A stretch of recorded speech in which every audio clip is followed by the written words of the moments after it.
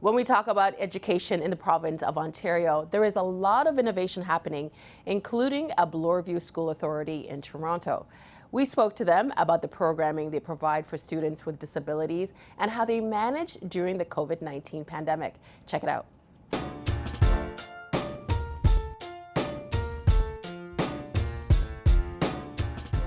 Now, you started this position as principal in February 2020.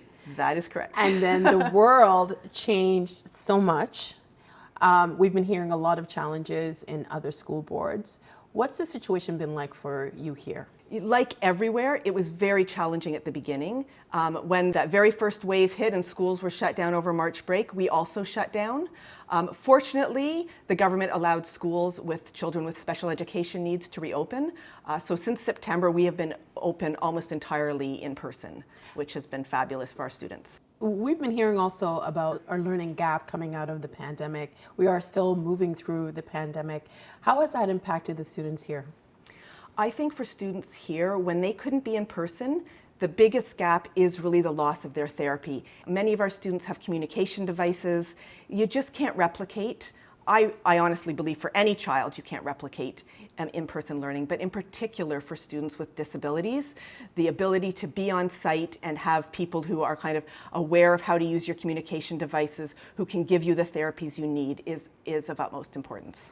We live in a province of 14 plus million, and there's about 2 million students in elementary and secondary school, and I don't know if that's even including children with disabilities.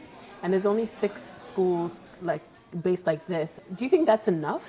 As being part of a rehabilitation hospital, that's a very specific role we're playing. Mm-hmm. So I'm not sure if that can be replicated for all students that have disabilities, but what I think we can do is look at the lessons we've learned here and what's working here and seeing how we can use those lessons in other places.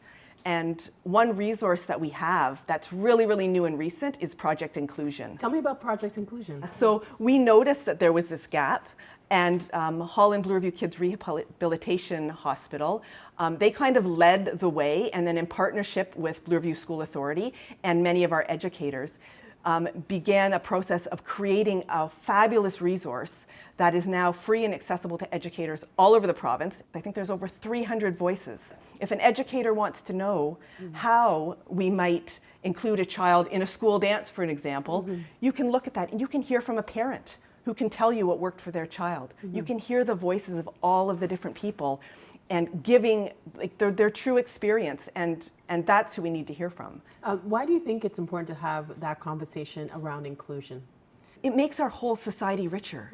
We want, and especially when it comes to disability right now, I don't think people are even aware of the prevalence of disability because we don't see it because of a lot of these systemic barriers. You might think no children in your neighborhood have disabilities because you don't see them at your neighborhood school. Well, that's more likely because the school isn't accessible. Our schools are old and they don't have the, that children can't be accommodated, so children are off at different schools. And when you don't see those children in your neighborhood, you don't realize that you need to learn more about disability. Do you think, though, that could also go into policy? If they don't have certain voices at the table, it's really hard to make decisions. The voices absolutely have to be at the table because a school's a microcosm. I mean, we can try to change, we can train all our educators, we can work with all the kids so that they, on anti-bullying so that they're more accepting. But if they're not seeing this surrounding them, if they're not filled in a library filled with books where you see people with disabilities within the pages, and I'm not talking about a book that's about a child with a disability, you can find titles that say, everybody belongs, and there's not a child depicted with a disability. Until we see it everywhere in society, it's going to be really hard for the school to completely fill that gap.